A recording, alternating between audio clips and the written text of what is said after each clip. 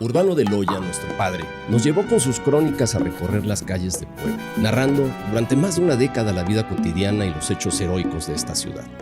Ahora, 30 años después, nosotros continuaremos su legado y crearemos con ustedes uno nuevo. Yo soy Luzaida de Loya.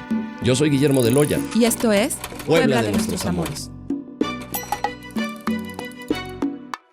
Bienvenidos nuevamente, bienvenidos otra vez a esta sexta temporada de Puebla de nuestros amores. Caray, qué rápido se va el tiempo, ya vamos avanzando sobre estos grandes temas y hoy estaremos platicando con ustedes sobre algo, pues bueno, que me gusta, que medio me duele por ciertas cosas, pero también es sobre el gobierno de la Puebla de nuestros amores durante el siglo XVII. ¿Cómo estás, Luzaida? No, pues muy contenta, como siempre, contenta y sobre todo entusiasmada porque hoy vamos a hablar con quien más sabe del tema. Y bueno, en este tercer episodio de esta sexta temporada tenemos aquí una invitada de lujo. Ella es doctora en estudios históricos por el Instituto de Ciencias Sociales y Humanidades de la UAP. Después de jubilarse del Colegio Americano, donde por 40 años hizo que muchas generaciones se enamoraran de la historia de México, porque muchos amigos me han dicho, a mí me gusta la historia gracias a la invitada que tenemos hoy. También ella después regresa a la universidad para formar parte del seminario de estudios sobre Puebla, ciudad episcopal, que dirigía la doctora Montserrat Galí, en paz descanse.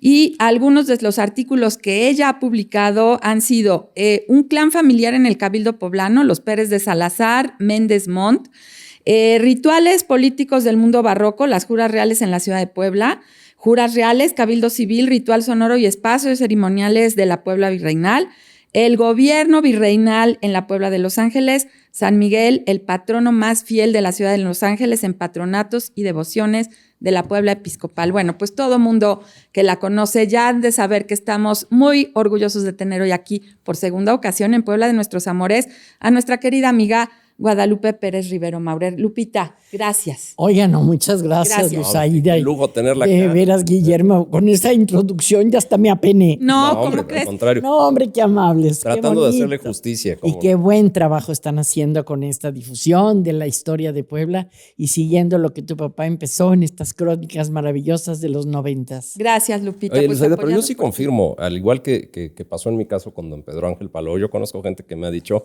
que gracias a doña Guadalupe han sido amantes de la historia de Nuevo Cuño.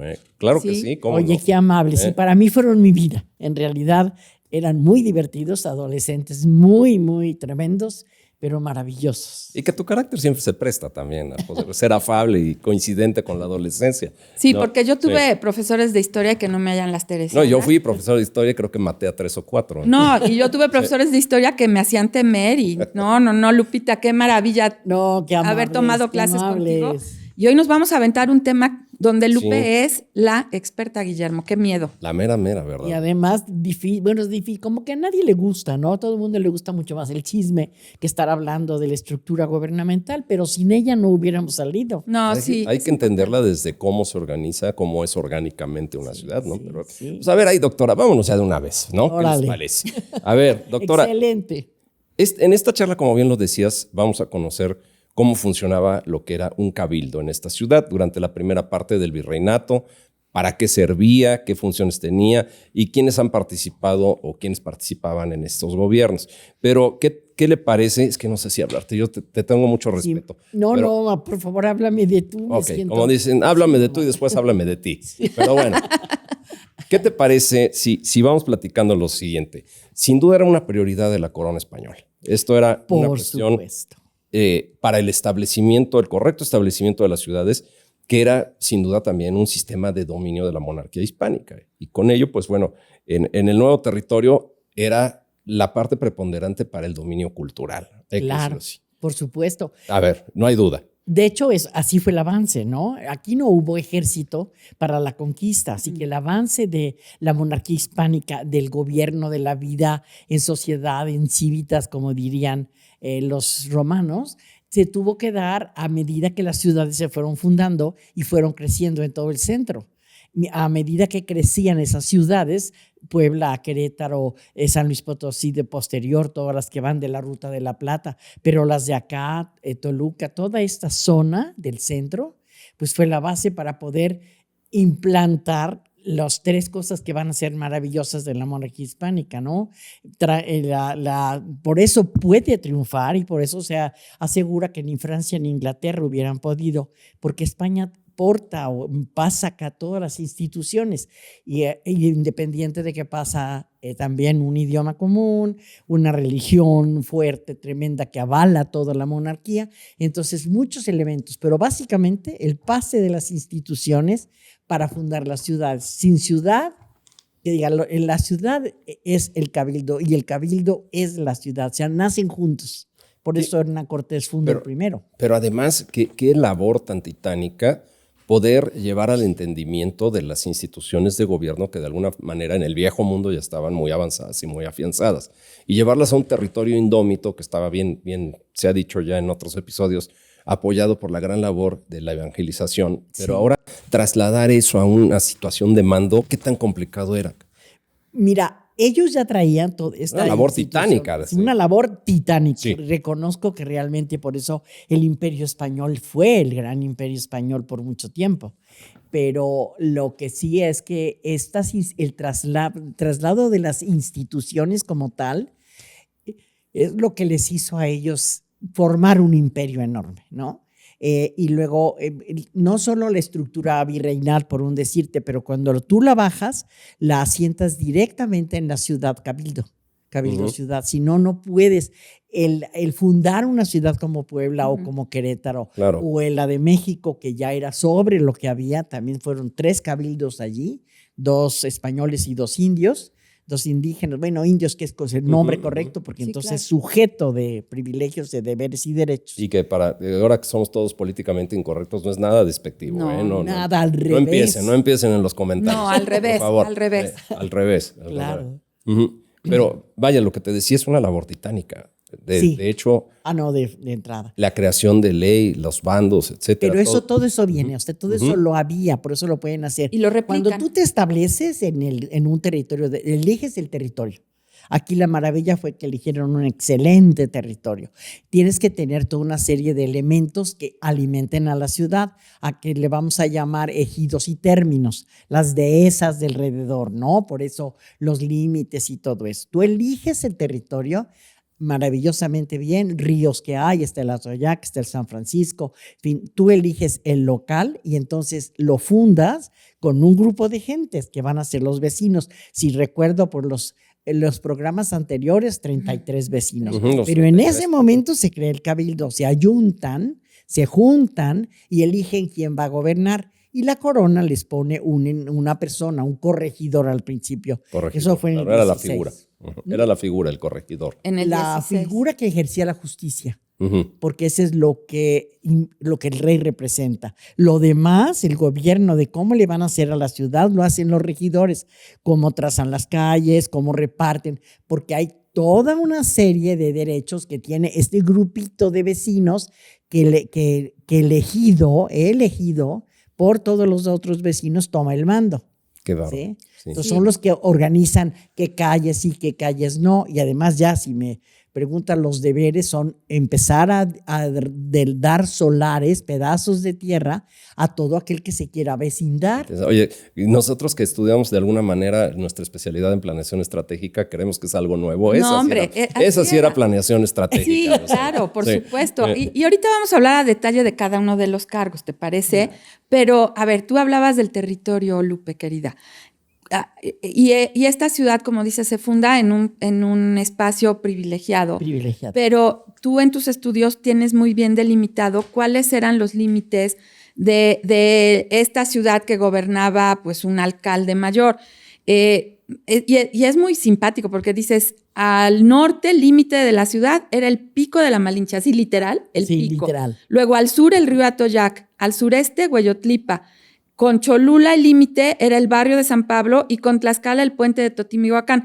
A ver, cuéntanos cuál era este territorio, por favor. ¿Y por qué tanta exactitud? Sí, ¿cómo se sabía? Ahora sí que lo que le comentaba igual a mis alumnos, tienes que ver el mapa, y en realidad aquí nos apoyamos en los que han hecho esa geografía histórica maravillosa. Entonces, el territorio se llama Alcaldía Mayor.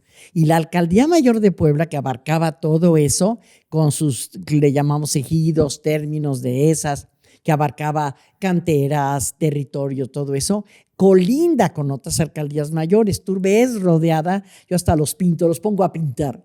La alcaldía mayor de Puebla colindaba al norte con la alcaldía de Tlaxcala, la alcaldía mayor de Tlaxcala, la alcaldía mayor de Cholula, la alcaldía mayor de Atlisco. Esas eran otras, no Sí. las dominaba. Nosotros solo nuestra alcaldía. La de Tepeaca, Tecali, Tecamachalco. O sea, sí, son las que rodean Puebla y cada quien tiene, ahí sí, cada quien tiene su territorio, cada quien tiene sus autoridades.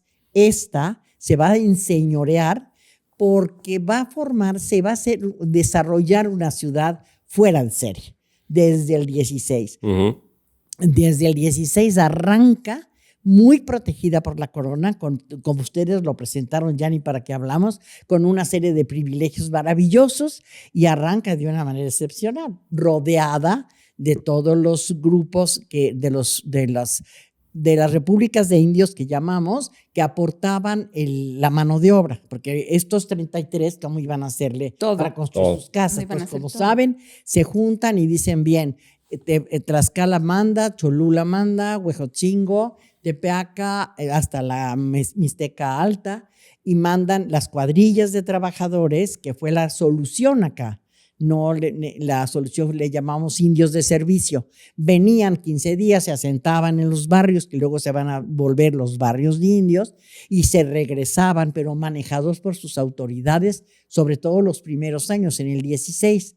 Ya después, el ayuntamiento, el cabildo, que estamos hablando, les da un solar chiquito, no como debía de ser, porque los solares, si ven los mapas primeros, el encuadre de la ciudad, todo el damero precioso, renacentista, Y como perfecto. planean la ciudad para allá y para acá. Hecho por Los Ángeles, no hay duda. Ándale, Casi. dice la leyenda. Ajá. Si tú ves un mapa, está dividido en 8 predios. Ujú. Se le ve muy claro en el mapa que hace Guadalajara. El ¿no? de Cristóbal de Guadalajara, Sí, ¿no? sí, sí. Que es a finales, Guillermo, de los años 1600 y ya se ven Ven. los rectángulos perfectos y las 8 Y los solares. 8, ándale, lotes. Eso me lo enseñaste tú, Lu. Eso me lo enseñaste. Porque, bueno, ya es un momento ideal y le metieron toda la fuerza para que esto triunfara. Y luego, bueno, ahora sí que también el lugar privilegiado. Está entre Veracruz y la capital. Así que muy fácil. Y va a conectar mucho con todo el comercio entre el Acapulco, la nao de la China y todo lo que viene de China, a través de Filipinas, que fue española, y Veracruz, que de ahí salía todo para España. Entonces nuestra posición es sumamente fuerte para desarrollarla, por eso se vuelve la segunda del virreinato. Sí, un paso de aduana y comercio fundamental, ¿no? Claro. Sí, pero a ver, está interesantísimo esto. O sea, ya hablamos de alguna manera de ese tipo de asentamiento. Pero ¿quiénes eran los que vivían en ese asentamiento? ¿Qué te parece si pasamos a ese cajón de conocimiento? ¿Quiénes eran o cuáles eran las características de la población de la Puebla de Los Ángeles? Porque nada más, si me permites la introducción a esto, había un poco de todo. Había desde todos los oficios, pintores, alfareros, escultores, literatos, y también aquellos diestros del trabajo de la madera, del ensamblado, del fierro, de la cerámica. Todos, en la gran mayoría, venidos de los séquitos de los virreyes. Obispos o de virreyes. Los obispos o de los reyes, que a fin de cuentas del reino de Castilla, que eran los únicos permitidos a habitar el otro reino al otro lado del Atlántico, ¿no? O sea, que era la nueva España. La Nueva España. ¿Cómo eran estos habitantes? Mira, yo creo que es lo primero que tenemos que romper ese mito de ciudad de españoles y para españoles. Bueno, sí fue fundada para españoles y por españoles, pero los habitantes eran de todo. De origen tenía que ser así. De entrada, como dijimos, los grupos indios tuvieron que venir a hacer esta ciudad. Y de entrada, desde un principio estás viendo esclavitud negra. Y ustedes lo presentaron maravillosamente bien a invitar a Pablo. Sí, yo creo que hay 2 excelentes trabajos de la negritud en Puebla, tanto el de Guillermo Rodríguez, el de Guillo, como el de Pablo. y te aclaran lo que nadie entiende, pero aquí, por supuesto que hubo raza negra, y con eso es decir, la mezcla, mulatos, también otra cosa que estamos, que queremos borrar, españoles, sí, españoles, los que inician y los que vinieron todo el tiempo, pero en los criollos, tú estás hablando del siglo XVII, fácil, hay 3, 4 generaciones ya, todos son criollos, sí, claro. pero los libros no te dicen criollo, te dicen español. Es como racialmente, los blancos, español, indio, mestizos, mulatos, y luego las mezclas que se van a dar entre todos ellos, pero básicamente en los archivos de catedral tú es español, indio y castas. Bueno, castas que es así como toda la combinación de todos. Así que sí, primera cosa es, Puebla no es una ciudad solo de blancos porque no existía. Esto es México, esto es... Y lo cual también rompe un poco el mito de esa ciudad elitista, ¿no? De esa ciudad, de alguna manera, del abolengo únicamente de la sangre española. Ándale. Que también nos hace muy bien romper esos mitos. Ya también estamos con muchas taras históricas, ¿no? Que a fin de cuentas fue una ciudad permisiva que la hicieron, y en el concepto de hacerla, de edificarla, la hicieron todos, y fundamentalmente pueblos indígenas. Sí. Exactamente, no, lo has dicho muy bien. No, pues yo nada más estoy aprendiendo. Y luego me estás preguntando del 17, ya el cabildo ya creció, ya el cabildo ya evolucionó, ya no es el cabildo chiquito de 6 regidores y de una autoridad puesta por el virrey o por el rey, que es ni siquiera es el alcalde mayor. Ya para 1550 empezamos a ver ya el nombre de alcalde mayor, y ellos sí. El alcalde mayor venía nombrado por el virrey y no era poblano. No. Eso sí, son siempre de la Capirucha, de la capital, y llega por 2 años gobierna, y obvio lo que nos enseña la historia son las realidades de eso. Esa persona que viene por 2 años no se va a enfrentar a este grupo de poblanos que fue evolucionando de 6 a 8 a 12 y luego ya 16 al terminar el siglo XVI, y en el siglo XVII a 20 regidores, cosa que no tenía ninguna ciudad más que México y Lima. Es la única que logra, no siendo capital, 20 regidores en el 17, ¿no? Entonces, tú como alcalde mayor poderosísimo, tuvimos encantadores, casi todos eran élite de conquistadores de México o gente conocida, pero no te vas a enfrentar al grupo de gentes que va a ir controlando el cabildo por la manera como se va desarrollando el gobierno de la ciudad y por lo que tienen que gobernar, ¿no? Imagínate qué tiempos, ¿no? Nada más 2 acotaciones rápidas. De los estudios de negritud, también me acuerdo un pasaje de un estudio que hizo muy profundo Mario Moya Palencia, y menciona también precisamente como destino a Puebla. Pero bueno, y lo que me llamaba mucho la atención, quizá tú te acuerdas, Luzaida, que tenía mi papá un cuadro con todas las todas las castas y las posibilidades. El salta para atrás, etcétera, etcétera. No me acuerdo de todos porque eran un cuadro enorme. ¿Y era una mezcolanza? No se usaron. Ese es otro fenómeno que espero ustedes, cuando hablen del siglo XVIII, podemos hablar. Eso jamás en los libros lo encuentras. Eso fue parte de la ilustración. Un poco de folclore, nada más. Sí, fue cuando ellos se regresaban, cuando los virreyes o las autoridades se regresaban. Bueno, recuerda que ya en el siglo XVIII el mestizaje es tremendo. Todo el 17 se da un gran mestizaje. Y entonces cuando llegan acá tú dices, bueno, ¿y ahora qué es esto? Aquí hay toda una temática de colores, desde el moreno al menos moreno, hasta el rubio, hasta súper rubio. O sea, la variedad, y les llamaba más mézclate la raza negra. Entonces era una variedad. Sí, claro. Porque claro, ellos querían mostrar cuando ya en el 18, pero eso lo verás en el 18. Nos metemos a otro tema que vale la pena verlo a fondo.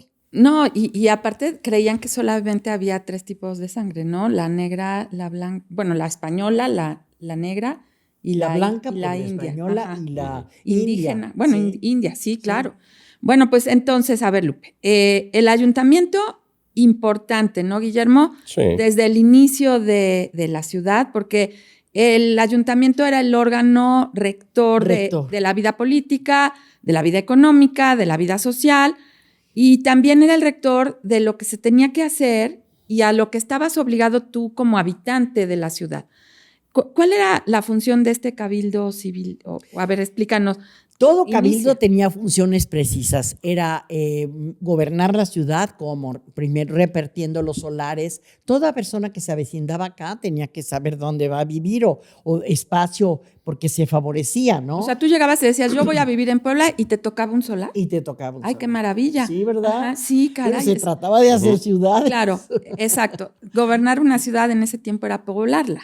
Y luego, por supuesto, además de entregar el solar, gobernar lo que necesita. No solo gobernar alrededor de la ciudad que necesita para abastecerla, de territorio para el pastoreo, de canteras de agua, sino cómo traes esa agua, cómo surtes las fuentes, cómo se van a surtir esas personas de agua. Al principio a través de las fuentes, que estaba la fuente en el Zócalo, pero también estaban fuentes, bueno, no se llama Zócalo, la Plaza Mayor. La Plaza Mayor.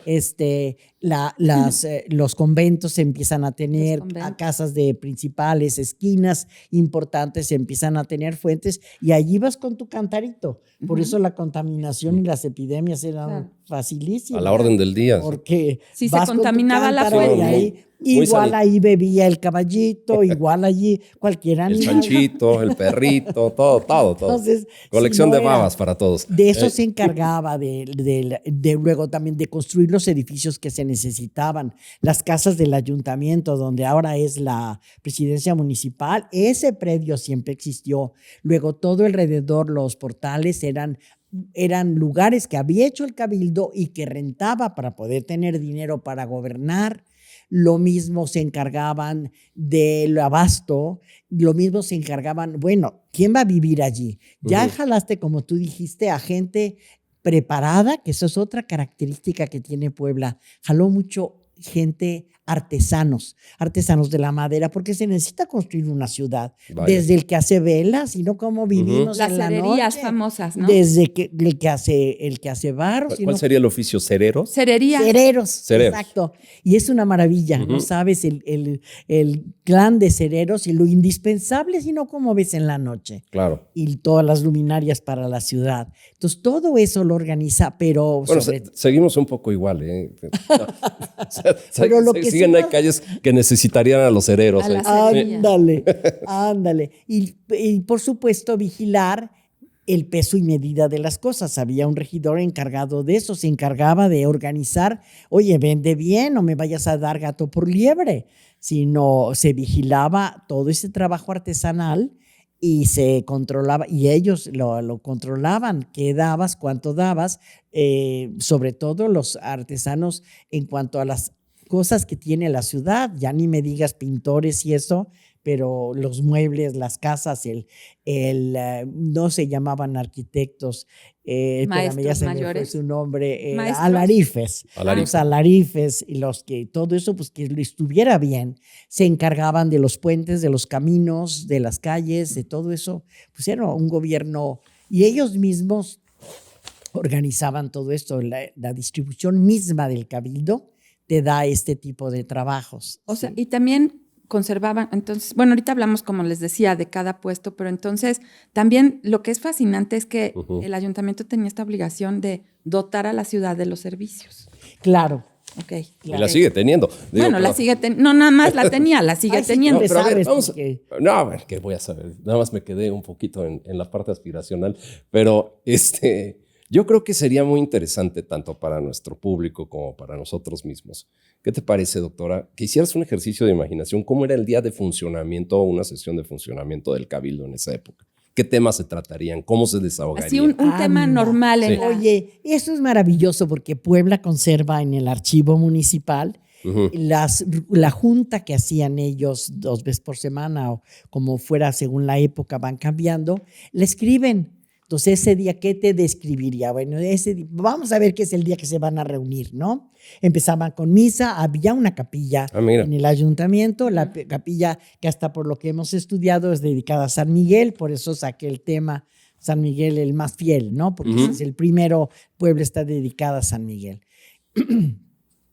Entonces ahí se ve, el portero del cabildo llama, mandan al portero del cabildo que con billete, como dice así, llame a los regidores. Entonces vienen los regidores, ayuntan, se juntan y entonces ese día se presenta una carta del virrey que dice que ya llegó la flota, acaba de llegar a Veracruz, que es necesario que se condicionen y Puebla tiene que mandar una cantidad enorme de bizcocho, que también le llaman galleta marinera, entonces tanta cantidad, bla, de larga bla, bla. duración para los viajes. Ándale, Uh-huh. y se empiezan a preparar, pues todo eso desde los comerciantes para salir para allá, para ver qué compran de las cargas que traen la flota.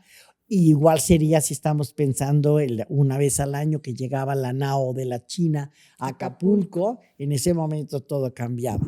Pero vamos al día. Ese día entonces se hizo reunión porque había una carta del virrey avisando. También se puede ver cosas, como también se encargaban de las viudas y de las mujeres, puede ser un billete que dice que fulana de tal no le gusta, no tiene agua suficiente o la fuente que le toca, donde va ya se secó, ahí se pone. Y ahí ven y se arreglan, o que le quiere un predio más, porque no solo te daban tu predio, también te daban espacio para poder sembrar. Al principio las ciudades van a ir creciendo, ya ahora es otro rollo. Claro. Pero en ese momento están creciendo. Tan es así, recuerda que cuando se funda Puebla, lo primero que hacen al año siguiente es repartirse a Atlisco. Sí, por Claro, supuesto. para que sembraran para que de alguna manera maravilloso. tuvieran el sustento agrícola, ¿no? También Claro. proveía la ciudad. Pero mucho más que Puebla, porque en Atlisco no hiela.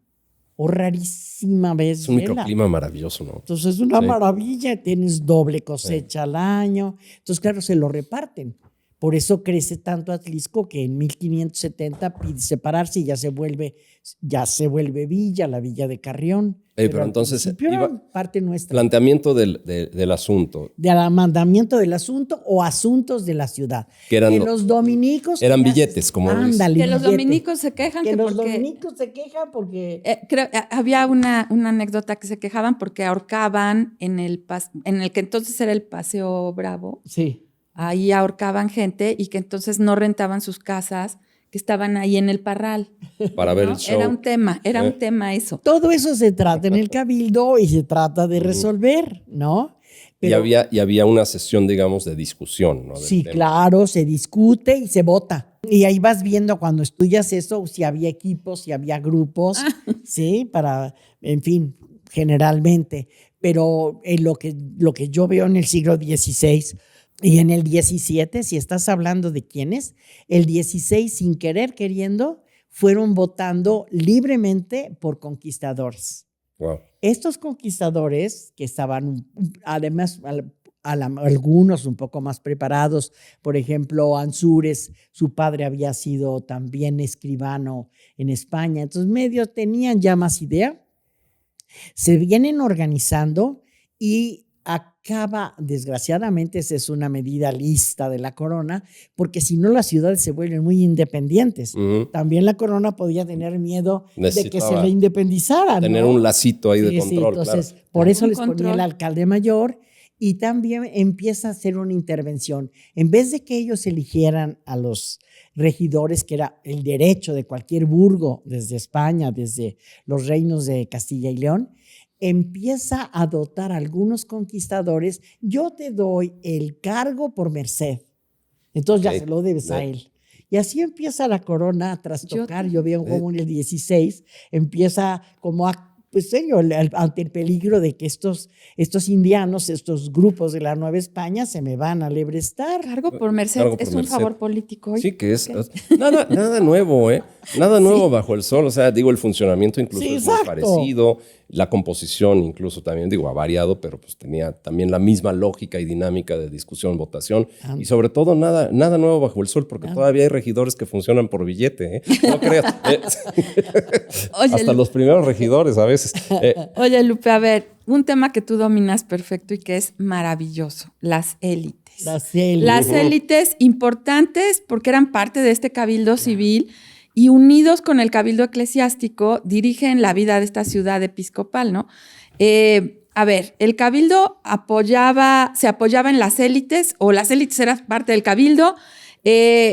¿Quiénes eran las élites y por qué tenían el derecho de regir esta ciudad? A ver, cuéntame, ¿qué era ser élite? Al revés. Ah, ok. Al revés. Lo que nace es la ciudad con su cabildo. Ok. El cabildo debe, por ley, ser elegido entre los vecinos. De los ciudadanos. Poco a poco eso va cambiando y en parte la corona mañosa.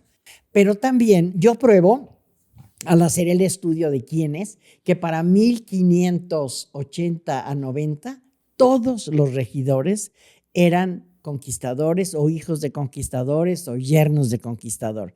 Tenían un control y además, pues también presentó la queja. No creas que eso era fácil.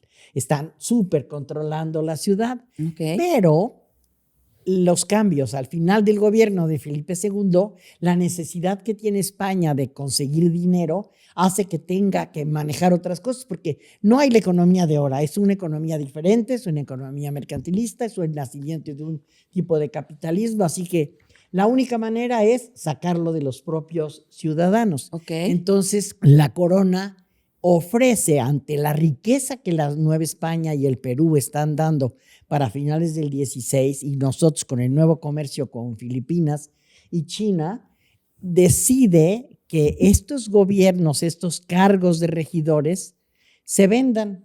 Ok. Y entonces los conquistadores son los primeros como grupo político que lo acabó controlando porque sobresalían, sí, claro, porque tenían encomienda algunos, porque eran más importantes. Resulta que van a ver amenazadísimo su espacio porque ahora lo puede entrar el ciudadano que tenga las cualidades que se pide, que sea español, que tenga 24 años, o sea, mayor de edad, que sepa leer y escribir, que tenga idea más o menos de leyes. Y entonces Puebla, igual que México, igual que Guatemala, igual que Mérida, cualquier ciudad, sufren transformaciones en el cabildo tremendas. ¿Por qué se abren y quién crees que va a comprar con singular alegría? Evidentemente. El comerciante. El que tiene dinero, claro. El que tiene dinero. Okay. Entonces, pero acá en Puebla entran obrajeros, o sea, los textileros del hoy. El poder económico. De los obrajes. Ándale. De los obrajes pero no entraron en ninguna ciudad. Puebla es un fenómeno. En México son barridos los cabilderos conquistadores por los comerciantes. México tiene un clan de comerciantes tremendo, ¿no? En Guatemala también. Mérida no. Mérida sí se defendió con puro conquistador. Por eso es diferente nuestra hermana república. Nosotros se abre. Entran los obrajeros, furiosos los conquistadores, porque no puede entrar porque trabaja con las manos y los que trabajan con las manos están declarados de otra categoría. Acuérdate que la sociedad está diferente. Estamos por estamentos, nadie se brinca a otro estamento y no podías. Pero entonces ellos dicen, claro que sí, la corona, pelean, hay pleito fuerte y la corona les dice, vende tu obraje, vende tu fábrica, vende tu obraje y entras al cabildo y los venden. Wow. Claro que lo pasaron de seguro a su compadre, pero... O lo pasaron a nombre de otra gente que seguían siendo de ellos, ¿no? Bueno, les digo... hasta que entraron, y entraron los comerciantes. Entonces Puebla va a tener desde principios del 17 una élite integrada por 3 grupos. Y dices, ¿pero cómo se integraron? Que eso es lo que platicábamos, a través de casarse. Se matrimonian. Okay. Y forman la verdadera élite, que las que le daba miedo es el pobre alcalde mayor que llega de México. Imagínate, y si todos tú te vas a poner a pelear con estos grupos que ya vienen coludidos.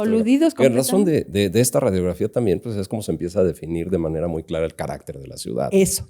O sea, bueno, estamos muy picados, pero estamos a mitad del programa. Si les parece, vamos a hacer una breve pausa para darle las gracias a quienes hacen posible esta 6ª temporada de Puebla de Nuestros Amores. ¿Les parece? Vamos para allá.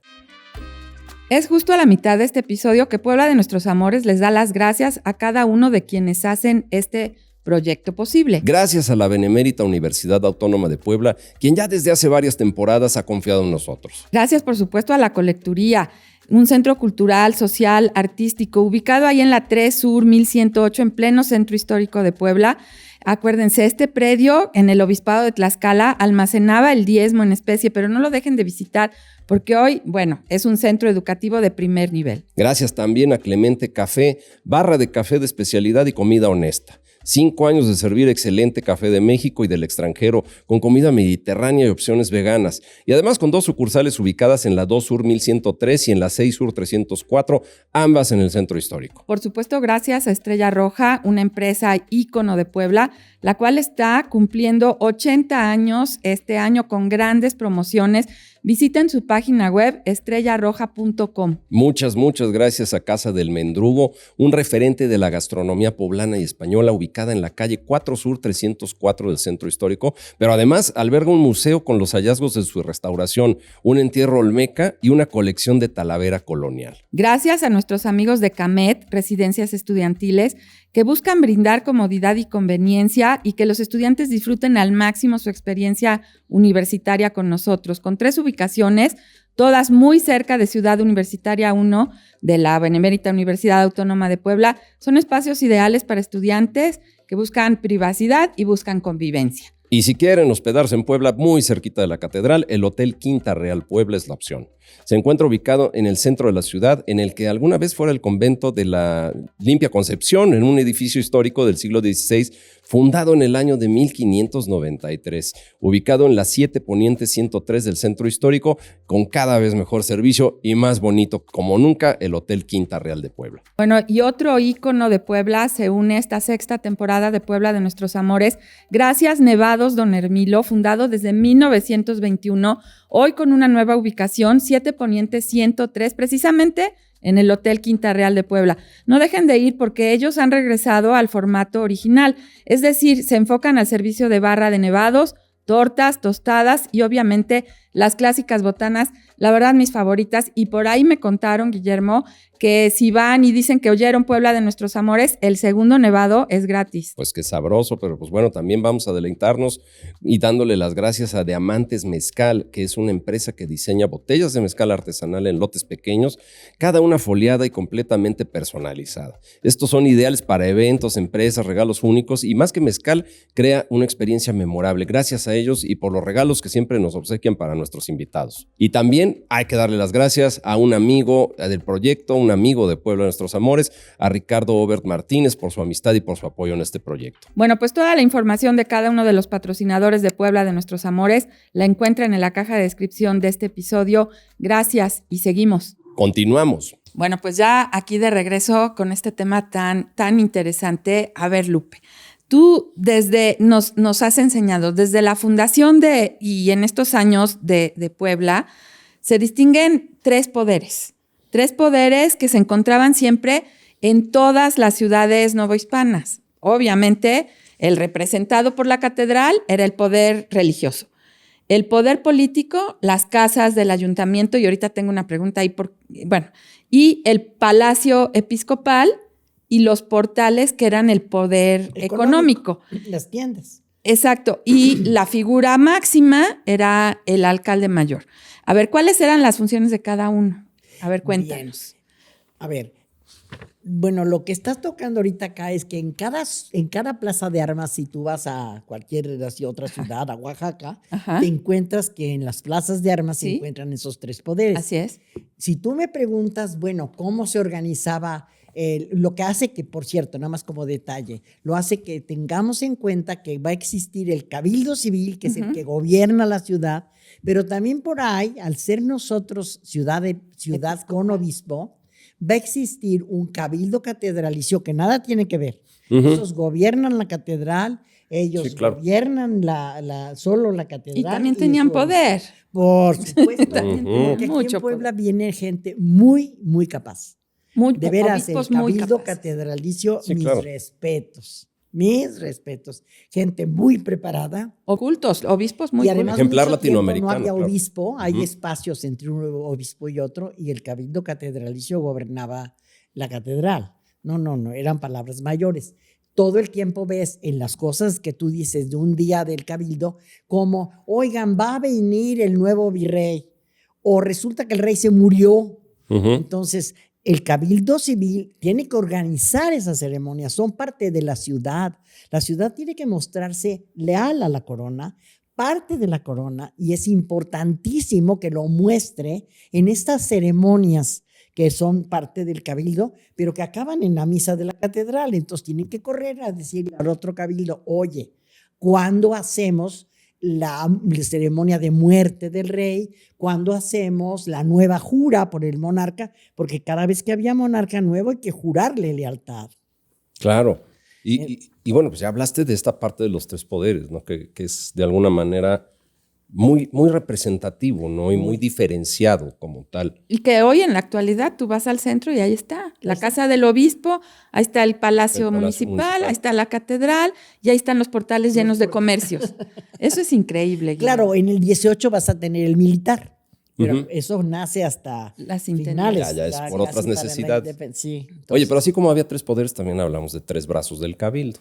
Que era, era un brazo de justicia, el cuerpo de regidores. Y hay una cosa que particularmente me llama la atención, porque es así como casi místico, de Harry Potter. El escribano real. El escribano real, que era el escudero y guarda del cofre de las tres llaves.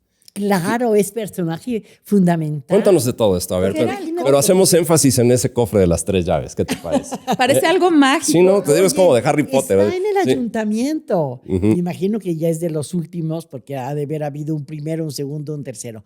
Pero claro, hay que guardar las actas. Imagínate que al rato resulta que yo no lo dije, o yo di un solar al revés, o yo me di unas leyes o pesos y medidas de los gremios. Vete tú a saber. Todas las leyes y todo el gobierno de la ciudad, como se escribía, el escribano, eso sí, escribía todo el tiempo, todo lo que pasa en el cabildo.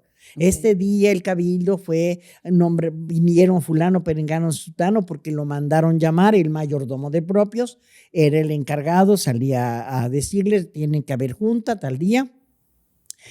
Todo lo que pasaba se escribía. Son como las actas de cabildo. Por eso tenemos una maravilla al tener todos los libros del cabildo, menos el 1 y el 2. Puebla tiene todo porque su clima ha hecho que se guarden esos libros.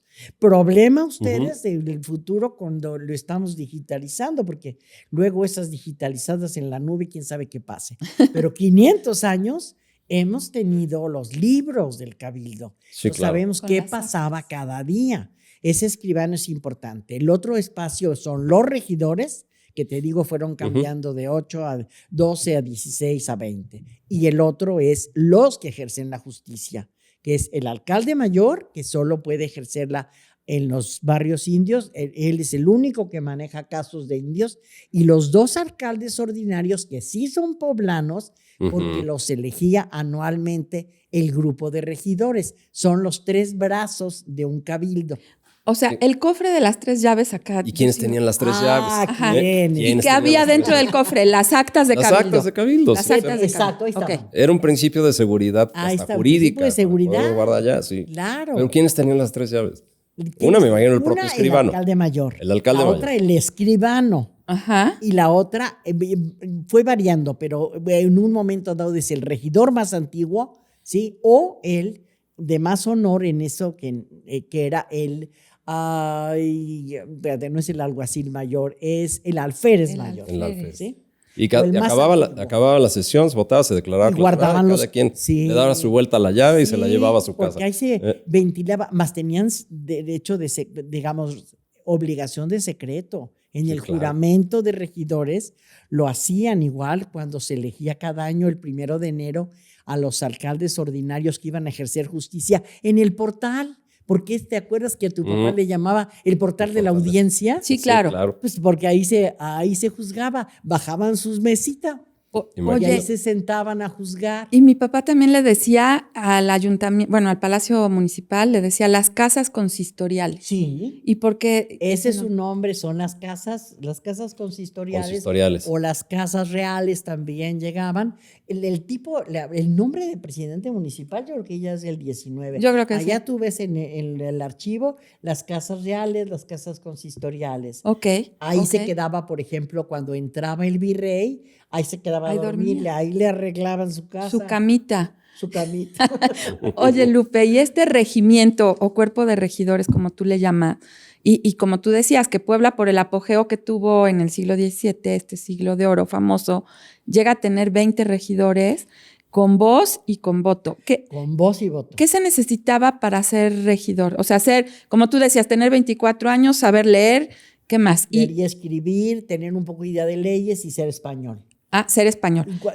Aguas, porque es muy importante. Uno dice ser español y uno piensa que vino de la... Ajá, de la- que venía en barco. No. Ser español y ser criollo, ser descendiente de... Aquí ya estábamos en 4 generaciones. Jus soli o jus sanguini. O sea, Exactamente. o por sangre o por nacimiento. O por nacimiento. Oye, y gracias a ti también sabemos que había varias familias que desde la fundación de la ciudad eran parte del Cabildo y que se quedan hasta el siglo XX, ¿no?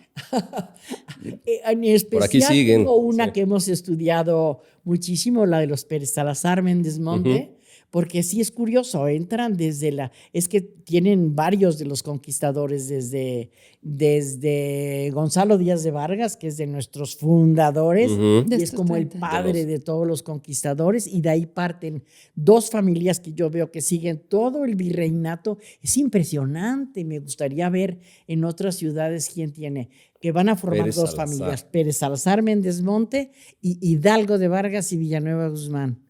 Y así con apellidote largo. Y ahí los vas viendo como a ratos no hay de esa familia, pero vuelven a salir. Y llegas a la independencia y te encuentras Se vuelven. 1820, Y sale. un Pérez de Salazar y un Díaz de Vargas y Villanueva Todavía- Guzmán. Y dices, Todavía siguen por acá, claro. sí. Yo tengo por ahí unos amigos De Pérez hecho, Salazar. Pancho sí es encantador. Sí, son 16 generaciones. Ok, o sea, siglos se quedaron ahí y han de haber hecho eran grandes cotos de poder y de fortuna, Sí. seguramente.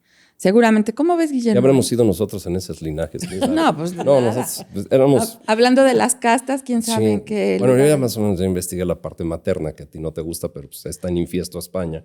Y bueno, la nuestra de Chilapa también tiene que ver con un Otra poquito, cosa que sí. tiene Puebla continuamente, es fascinante, no solo a época virreinal, siempre estuvieron entrando. En parte, veía por otros trabajos de colegas, oigan, yo me baso muchísimo en trabajos de otros. Esta es la puerta, todo el que llegaba de España o de los reinos españoles, porque igual acuérdate que España es dueña del virreinato de Nápoles, es dueña de partes del norte de África, Canarias, Baleares, o sea, aquí venía de bastante variadito. Continuamente tiene migración, o de otras ciudades. ¿Sí? Pero lo que tú sí ves es que se van formando clanes, Ajá. ¿sí? Y ese clan se va a ir alimentando tanto de gente de fuera, porque los cazan. Todo extranjero que llegaba, pues, las familias virreinales y sobre todo pudientes que aguantaban las crisis de sanidad, son muy grandes. Son de 12, imagino. son de 14 hijos, son de 10. Y son de todos 8. bien casados. Estas familias se pueden sostener porque se afianzan en lo que se llama el mayorazgo. Sí. Todos los bienes se enlazan, se encuendan, no se pueden vender ni enajenar más que todo el paquete. Ujú. Y lo hereda uno, el mayor. Qué caray. El mayor. El mayor. De ahí la cuestión, de ahí se deduce también el fenómeno de los conventos, el fenómeno de conventos femeninos y conventos masculinos. Es importantísima la alianza. Entonces, pon tú que tienes 10 hijos. Vas a procurar casar a una hija o 2 bien, que te refuercen. Oye, y no solo las élites, también la parte artesanal, también Comerciantes. los grupos trabajadores, porque es tu seguridad en la vejez. Ujú. Sí, que planeaban la boda, no había libertad de que yo me enamore, eso pues ya ni modo te aguantas. Y también la Un poquito sexualidad es autoritario. extraordinaria cuando la ves cómo funcionaba. El caso está que sí se buscaba hacer estas alianzas. Entonces, tú ves en estas familias pudientes, como en la de los artesanos, pues casar bien. Entonces, casas a 2 hijas y te sobran 8. Imagínate. ¿Dónde Qué bárbaro. encuentras Qué cometido de colocar Por eso toda- el camino. Sí, todo el linaje. Sí. Por eso había tanto Convento. También. También. Convento. Ok. También. Ok. Ay, doctor, a ver, ya hablamos de alguna manera, tú ya mencionaste al alférez real. Ahora, hay otros cargos también muy Claro. importantes y muy interesantes que tienen mucha rimbombancia. O sea, por ejemplo, el tesorero de novenos el tesorero de la Reales, Santa, sí, de la Santa tesorero de la Cruzada. Santa Cruzada. Sí, claro. El depositario Mira, general. Los más importantes, sí, yo creo que los más importantes, quitando al alcalde mayor y a los alcaldes ordinarios, que eso cambiaban, el resto del regimiento, el más importante es el alférez real. Su función era Su función era portar el estandarte que representa la ciudad. Y por eso cobraba. Todos son símbolos, como ¿Cobraba? ahora yo y veo. cobraban. Cobraba por llevar el estandarte. Qué maravilla. No, y te costaba un ojo de la cara, era un cargo carísimo, porque cada vez que tú portabas el estandarte eran uniformes nuevos, el dinero. Cada vez que entraba un virrey, a ti te tocaba llevar el estandarte. En la jura, al rey, al nuevo monarca, eras él el principal. Entonces, el costo era enorme. Y si Que era una figura ornamental y de rimbombancia protocolaria. Sí. El Luego alférez. sigue el alguacil mayor, Ajá. que era don Gonzalo Díaz de Vargas y la descendencia de Gonzalo.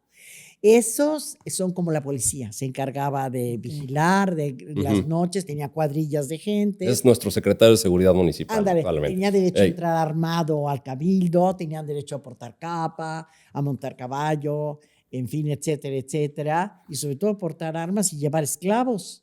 Padrísimo. La esclavitud en el 17 está ya decayendo, pero es fuerte. Lo que pasa es que se van a volver inoperantes. Pero Oye, sí. y el depositario general o tesorero de novenos. Y luego vienen los otros cargos, que es el depositario general, que es el que se encarga de las personas que han muerto, que son chicos ellos y tienen, bueno, primero de los que se han muerto, es el depositario, pero también hay el fenómeno de que se quedan niños huérfanos. Ok. Sí, ese es el contador de bienes de menores, ese es otro cargo, se hace cargo de ellos, se hace cargo de que no los trancen, de que les llegue su dinero bien, de que se venda o no lo que se haya hecho en el testamento, o de arreglarse, porque se encargaban de toda la ciudad, se encargaban de las mujeres también viudas, de las mujeres o de los que andaban por ahí de vagabundos. Mendicidad. Vagabundos, sí, la mendicidad. De hecho, hay uno de los cargos anuales que es diferente. Yo te estoy dando los cargos reales, ¿no? El alférez mayor, el alguacil mayor, el depositario general, yo creo que de los cargos son básicamente, y luego hay los anuales. El obrero mayor, que se encarga de las obras, los anuales, esos son, por ejemplo, el que se encarga de los pobres, el patrono de fiestas, que se encarga de organizar las fiestas. Esos sí son rotativos. Qué buenos todos puestos. Son, pero ahí los van. Qué buenos puestos y qué divertidos. Oye, pero nada más rápido, el de la Santa Cruzada. Ese es interesante. Tesorero de la Santa Cruzada. Al lado. Tesorero de la Santa Cruzada. Cuando llegaban las bulas, papales, así, para poder recaudar fondos para cualquier programa que la iglesia decía, o por ejemplo, para buscar la santidad de X persona, cuando venían estas bulas, el sistema que yo veo que igual hacían con la paga de los diezmos, es que tú le decías al gobierno virreinal, al rey, a ver, yo compro este cargo, yo me encargo de cobrar. Si es más, el cargo me cuesta tanto, costaban 1 millonada. Si es más, yo me lo quedo. Si es menos, pues yo lo pago. Entonces, cuando llegaba esta bula de la Santa Cruzada, tú comprabas ese y entonces había uno encargado de recopilar ese dinero. Si era menos, mal por ti, porque tenías que darlo. Si era más, pues te quedabas con el vuelto. No, bueno. Qué buenos puestos. Oye, y a ver, Lupe, nada más para aclarar. Entonces, nos decías que el alcalde mayor, él podía juzgar a los indios. Sí. Pero a los alcaldes ordinarios que cada 1 de enero, cada año se elegían por los regidores, ellos tenían la facultad de juzgar ¿a quiénes? O sea, solamente a los ciudadanos, vecinos, a los españoles. A los vecinos de la Puebla, sí. Okay. Bueno, no, mulatos. Ok, negros, sí, claro, todo lo que no era indio. Mulatos libres o negros libres. Juzgaban, esa era su función. Porque la función primordial del rey es ser el juez. El juez. Entonces, representan al la rey, justicia. Representan la justicia. Ok. El alcalde mayor y los 2 ordinarios. Por eso, y ese no es vendible. Es el único caso que no puede ser vendible. Lo tiene que elegir el cuerpo de regidores. O los regidores, los ordinarios, o el rey o virrey o la Real Audiencia, el alcalde mayor. Dedazo. Así. Ok. Ok. Ay, pues qué interesante. Está padrísimo. Que con la justicia no se jugaba. Ok. No, pues bueno, Y ya pasando, digamos, a esta Puebla del siglo XVII, cualquier cuestión que tuviera que ver con las resoluciones de la República de Indios solo podría ser juzgado por el alcalde mayor. Por el alcalde mayor. Y por las autoridades indias que gobernaban de alguna manera también eso Puebla. Sí, pero yo creo que ustedes abrieron espacio, ¿no? Sí, cada uno de los barrios indios. Que los barrios indios. Los barrios son el barrio de San Francisco, que es de Tlaxcaltecas, el barrio de San Pablo, el barrio de San Sebastián, todos estos barrios eran una república. Gobernados por sus propias autoridades. Por un gobernador de naturales. Sí.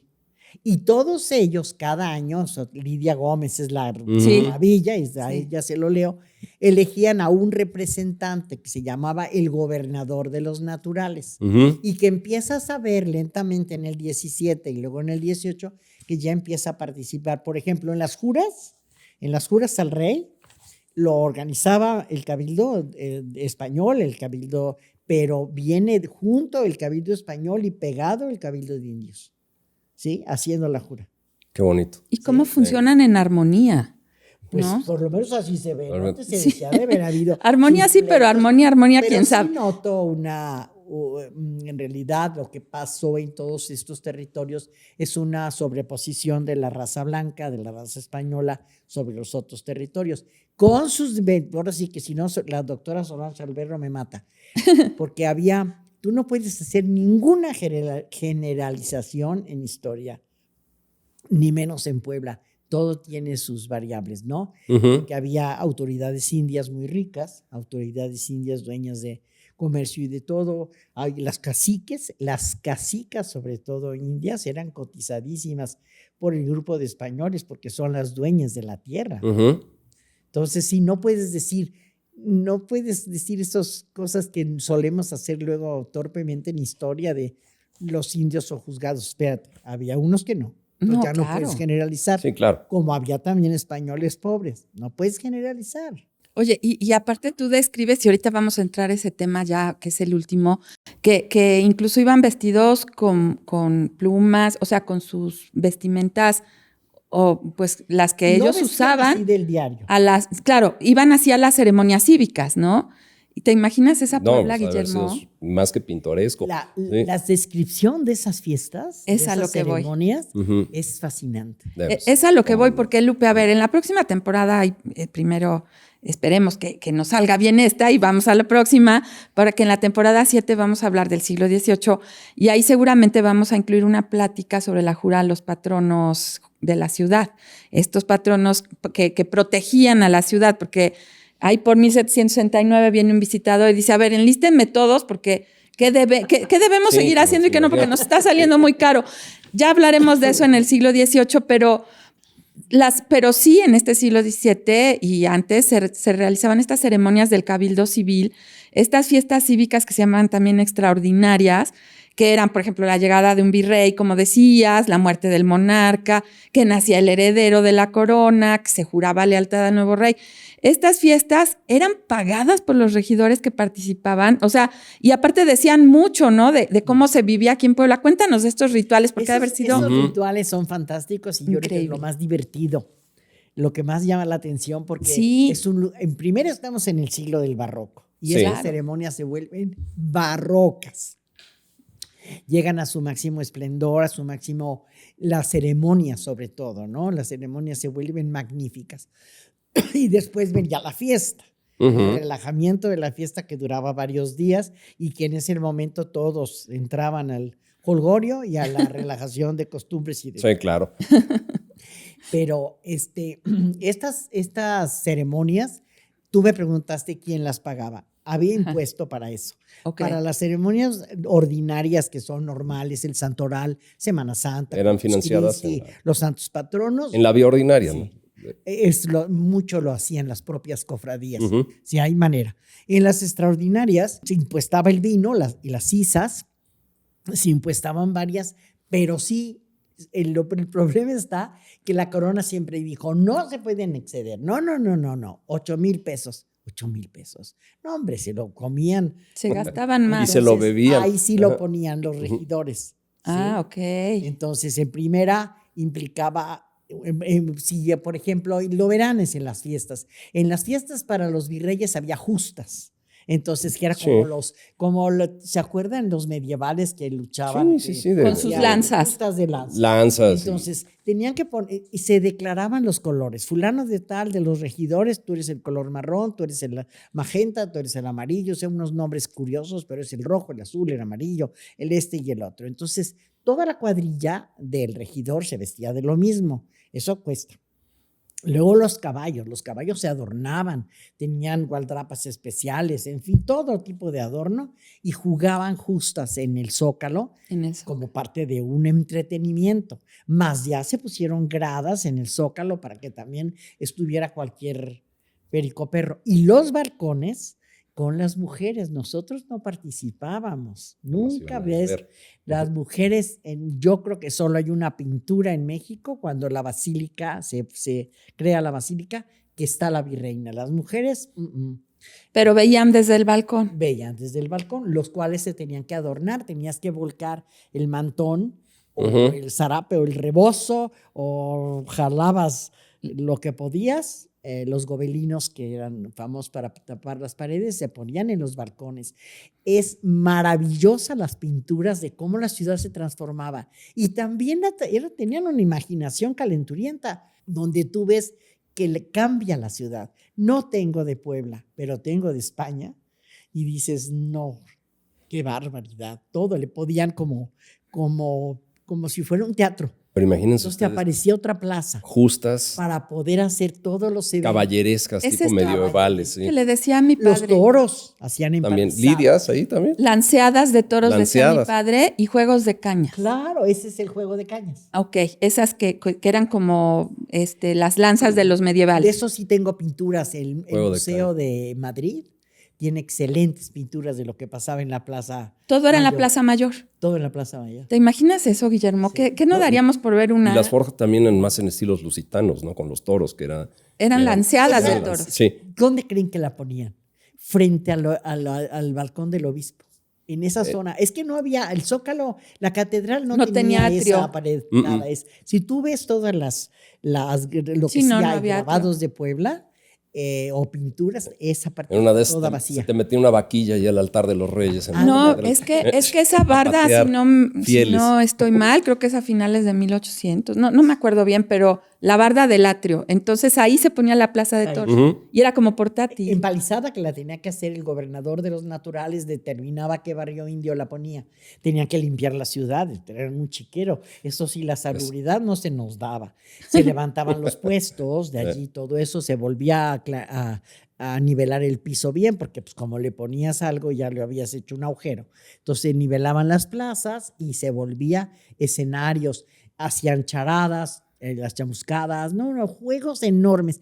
Ahí sí, hay una colega mía que se dedica, muchos, pero ella en especial ahora Estaría muy bueno que todas hiciéramos un las programa. fiestas, los elementos de la fiesta. Y son Estaría bueno que hiciéramos un programa específico de esto. Porque Y aparte de las fiestas civiles y de las fiestas religiosas, estas juras a los patronos de la ciudad, que también eran unas pero pachangos. era de la ciudad, Sí, no claro. era de la catedral. De la catedral. La ciudad era la que decía, y Santa Rosa que nos proteja. Santa Bárbara, Santa ¿no? Bárbara. Santa Bárbara, porque es la Los patrona de los rayos y truenos, de la que había en la ciudad tremendas tormentas. Y todavía hay.